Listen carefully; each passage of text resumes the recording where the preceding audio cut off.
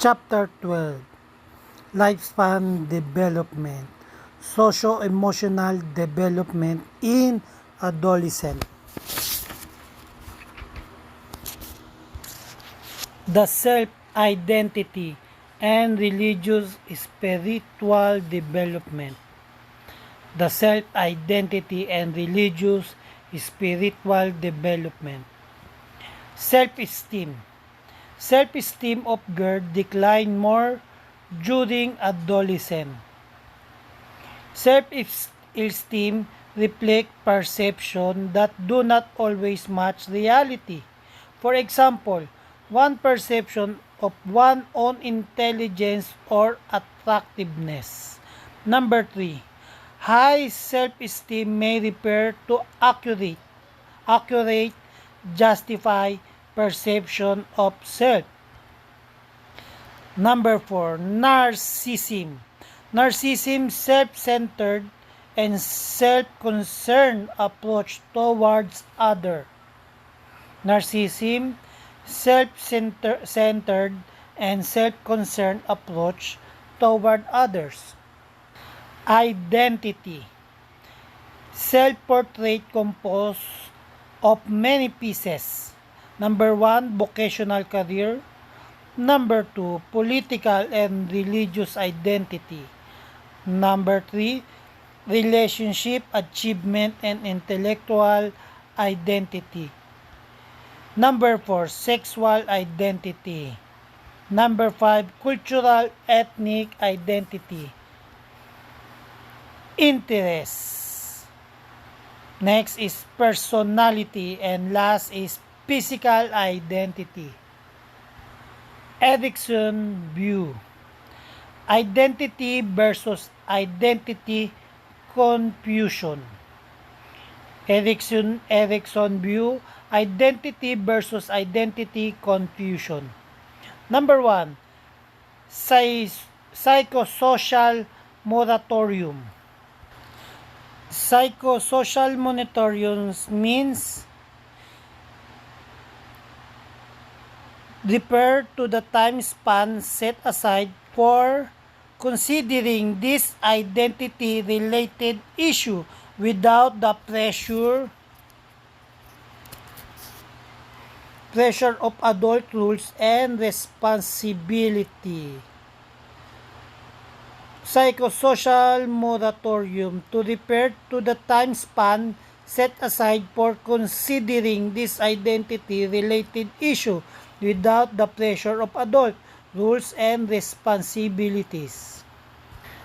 Developmental change.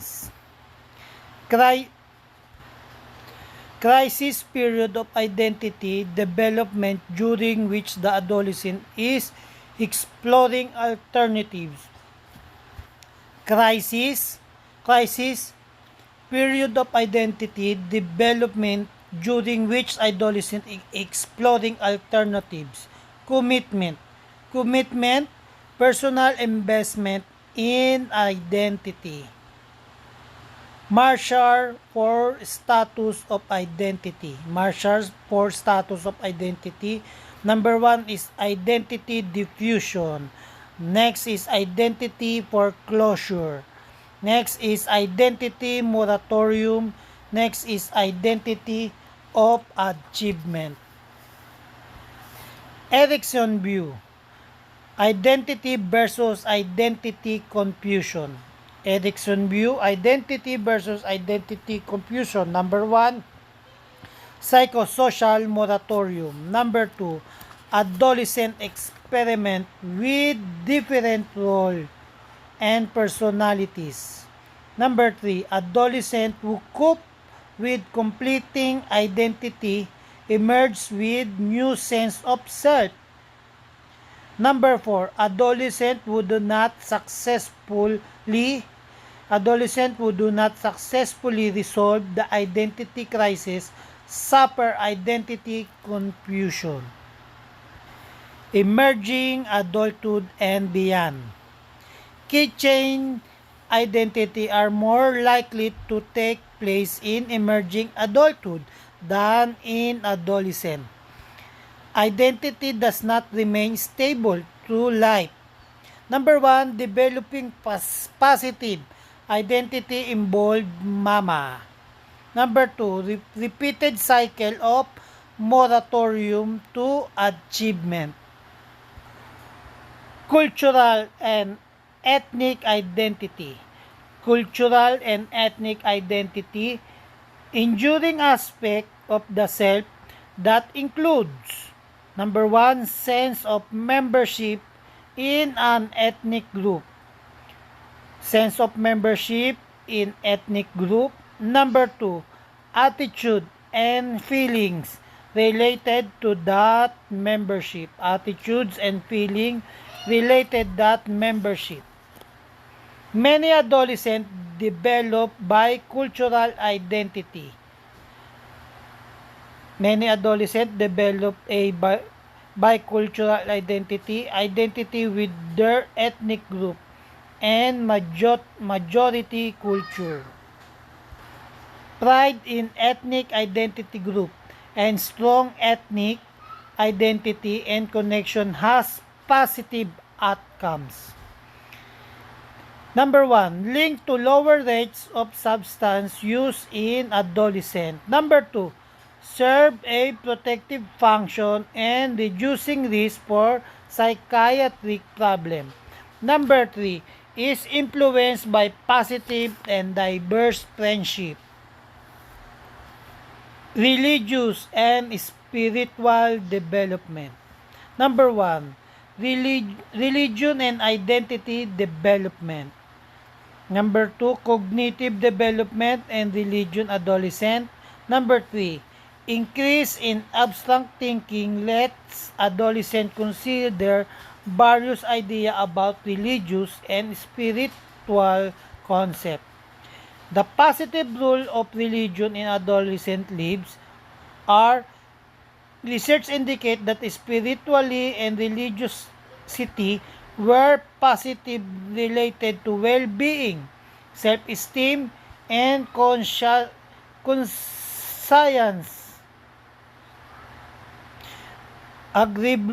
agreeableness, and openness. Families. Parent as manager. Parent as manager, parental monitoring, and information management. Supervising adolescent choose of, number 1, social setting. Number 2, activities. Number 3, friends. Number 4, academic effort. Number 5, engaged later in sex and using condom. Number 6, curbing alcohol use in depressed teen. When parents engage in positive parenting practice, adolescents are more likely to disclose information. Families, autonomy and attachment. Parent must weigh need for autonomy and control, independence and connection. The push for autonomy may puzzle and frustrate some parents. Adolescent desire to make decisions and spend time with friends. Number 1, adolescent ability to attain autonomy is acquired through appropriate adult reaction to their desire for control. Number 2, when given autonomy, teens feel they have more independence and better parental relationship. Number 3, boys are given more independence. Number 4, cultural diversity in timing and rules must also be considered.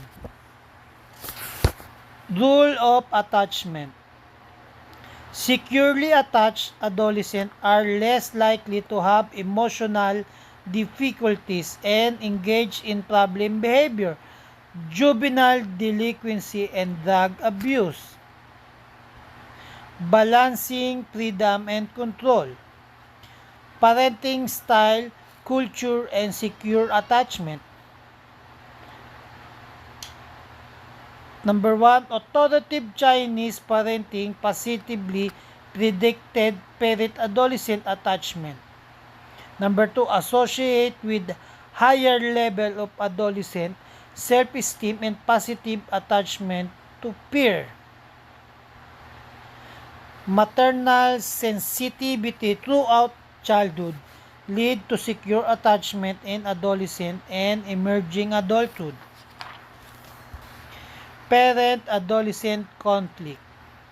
Parent-adolescent conflict increase in early adolescent typically involves everyday event, keeping clean bedroom, dressing style, curfew, time spent with friends, rarely related to major issue. Rule of conflict. Rule of conflict, number 1, facilitate adolescent transition from dependence to autonomy. Number 2, teach conflict and negotiation, has positive developmental function, and can manage parental hostility. Old and new models of parent-adolescent relationship. Old model. Old model is autonomy, detachment from parents. Peer worlds are isolated. Intense, stressful conflict throughout adolescent. Parent-adolescent relationship are filled with daily storm and stress. New model. New model, attachment and autonomy. Attachment and autonomy. Parents are important support system and attachment figure. Adolescent parent and adolescent peer world have some important connection. Moderate parent. New model number 2 is moderate parent. Moderate parent is adolescent conflict is common and can serve positive developmental function. Conflict greater in early adolescent. Peers. Number 1 is friendship, peer group, dating, romantic, and relationship. Friendship. Most teens prefer a smaller number of friendships that are more intense and more intimate. Friends become increasingly important in meeting social needs. Developmental advantage occur when adolescents have friends who are. Developmental advantage occur when adolescents have friends who are. Number 1, socially skilled. Number 2, supportive. Number 3, oriented toward academic achievement. Next is developmental disadvantage. Developmental disadvantage, coercive friends who encourage drinking. Number 2, conflict ridden. Number 2, poor quality friendship. Peer groups, peer pressure. Peer pressure, number 1, young adolescents conform more to peer standard than children. Number 2, boys more influenced by peer pressure involving sexual behavior than girls. Number 3, adolescent with low self-esteem and high social anxiety most likely to conform to peers and during transition, for example, a new school. Cliques and crowds. Cliques, small group, average 5 or 6 individuals that engage in similar activities. Cliques, small group, average 5 or 6 individuals that engage in similar activity. Crowd, larger than clique and less personal. Members do not spend much time together, are based on reputation or based on shared activity. Example, sports. Dating and romantic. Dating and romantic relationship. developmental change in dating and romantic relationship. Three stages. Number one, entry into romantic attraction and affiliation at about 11 to 13 years of age. Number two, exploring romantic relationship at active 14 to 16 years of age. Number 2, exploring romantic relationship at 14 to 16 years of age. Number 3, consolidating romantic bonds at about 17 to 19 years of age. Dating in gay and lesbian youth. Number 1, many date other sex peers, which can help clarify their sexual orientation or disguise it from other. Number 2, most gay and lesbian youth have some same-sex experience. Number 3, some gay and lesbian youth continue same-sex dating and other primarily heterosexual dating. Number 5, socio-cultural context and dating. Number 6, cultures, values, belief, and tradition dictate the age at which dating begin. Culture, values, belief, and tradition dictate the age at which dating begins. Dating and adjustment. Number 1, link with positive development and measure of being well as adjusted. Number 2, adolescent feel they are more social and romantically competent. Number 3, negative outcomes include substance use, delinquency, and sexual behavior. Negative outcomes include substance use, delinquency, and sexual behavior. Culture and adolescent development. Cross-cultural comparison. Tradition and circumstance influence development around the world. Cross-cultural comparison,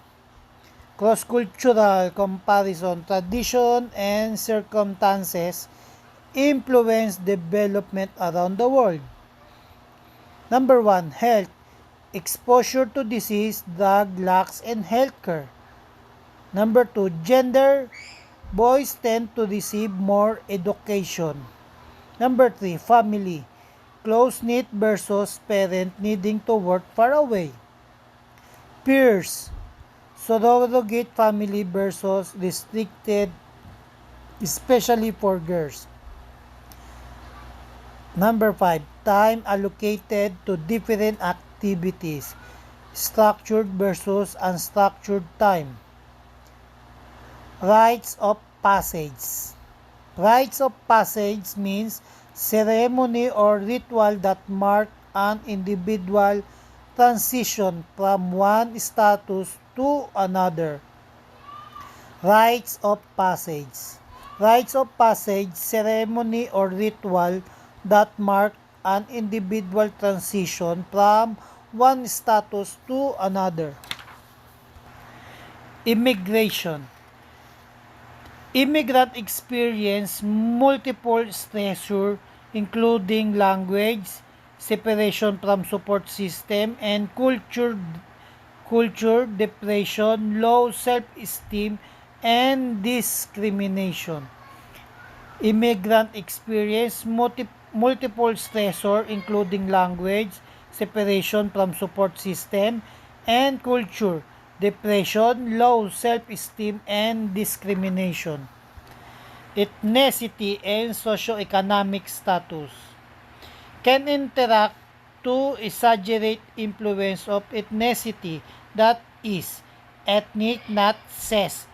Explanations are given for aspect of adolescent development, losses.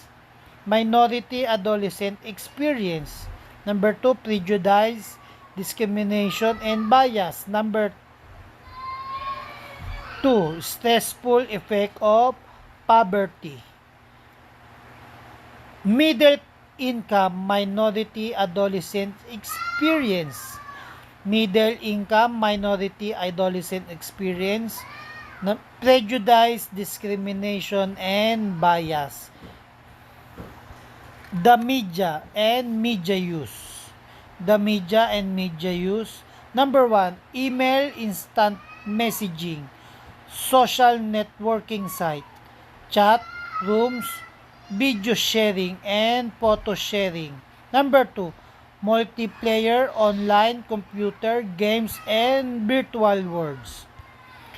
Technology and digital communication. Adolescent increase media use via cell phone and tablets. Increase having cell phone. In 2004, 39% of adolescents had increase in having a cell phone. In 2004, 39% of adolescents had cell phone. Is projected that by 2019, 93% will have cell phone. Daily use of social media and text messaging. Number 1, 92% of US 13 to 17 years old communicate with friends via text and message only. Number 2, adolescents prefer to connect with parents via voicemail. Number 3, 75% are social media site. Next is 24% are almost constantly online on smartphone and mobile devices. Higher level of social media use linked to higher level of heavy drinking. Less screen time linked to better health-related quality of life. Less screen time linked to better health-related of quality of life. Juvenile delinquency. Juvenile delinquent adolescent who breaks the law or engages in behavior that is considered illegal. Delinquency rate. Delinquency rate, males more likely to engage delinquency than females. Rates among minority groups lower, says youth are especially high. Cause of delinquency, lower says culture. Number 2, parent less skilled and discouraging antisocial behavior. Number 3, sibling and delinquent peers. Adolescent problem, depression and suicide. Factor contributing to depression, genes, certain family factors, and poor peer relationship. Treatment of depression. Number 1, drug therapy using serotonin reuptake inhibitor. Number 2, cognitive behavior therapy. Cognitive behavior therapy. And number 3 is interpersonal therapy. Interpersonal therapy. Suicide is the third leading cause of death in 10 to 19 years old. Adolescents contemplate or attempt it unsuccessful more often than actually commit it. Females are more likely to attempt suicide, but males are more likely to succeed. Risk factor for suicide: history of family instability and unhappiness. Number 2, lack of supportive friendship. Number 3, cultural context. Number 4, genetic factor. Number 3, depressive symptoms. The interrelation of problem and successful prevention intervention program. Four problems that affect that most adolescent. Four problems that affect most adolescent. Number one, drug abuse. Number two, juvenile delinquency. Number three, sexual problem. Number four, school-related problem. Successful intervention program include intensive individualized attention. Number two, community-wide multi-agency collaborated approach. Number three, early identification and intervention. Successful intervention program include number one, intensive individualized attention. Intensive individualized attention. Number two, community-wide multi-agency collaborated approach. Number three, early identification and intervention. The end. Bye-bye.